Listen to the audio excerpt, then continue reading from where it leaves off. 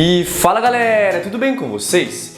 Eu sou o Gabriel da Brio Educação e eu convido todos vocês a acessarem o nosso site brioeduca.com. Nessa aula, vamos conversar sobre a Terra antes da vida.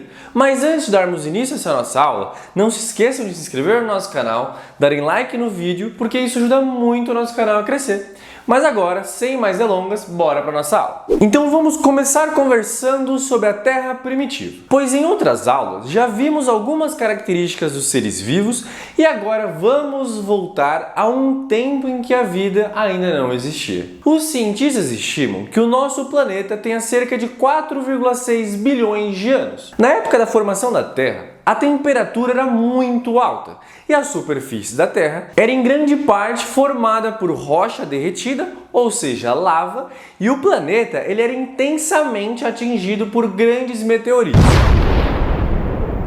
Portanto, nenhuma forma de vida da forma como conhecemos hoje poderia existir nessas condições. Durante o primeiro bilhão de anos, a Terra passou por inúmeras transformações.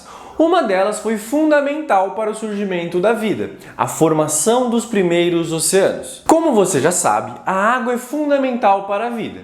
No início da história da Terra, não havia água líquida, pois a temperatura no planeta era tão elevada que a água permanecia no estado gasoso, formando densas nuvens. Então tempestades atingiam a superfície do planeta e a água da chuva evaporava novamente. Esse ciclo de evaporação e precipitação ao longo de milhões de anos contribuiu para o resfriamento da superfície da Terra até que ela resfriasse o suficiente para que a água em estado líquido se acumulasse em regiões mais baixas, originando os oceanos. E claro, foi provavelmente nesses oceanos que surgiram os primeiros seres vivos. Na atualidade, muitos pesquisadores acreditam que a vida surgiu a partir de transformações químicas nos componentes das águas dos oceanos, que formaram moléculas simples, como aminoácidos, açúcares e ácidos e entre vários outros. Ao longo do tempo, essas moléculas teriam se organizado em moléculas um pouco mais complexas e, finalmente, essas moléculas adquiriram uma capacidade própria dos seres vivos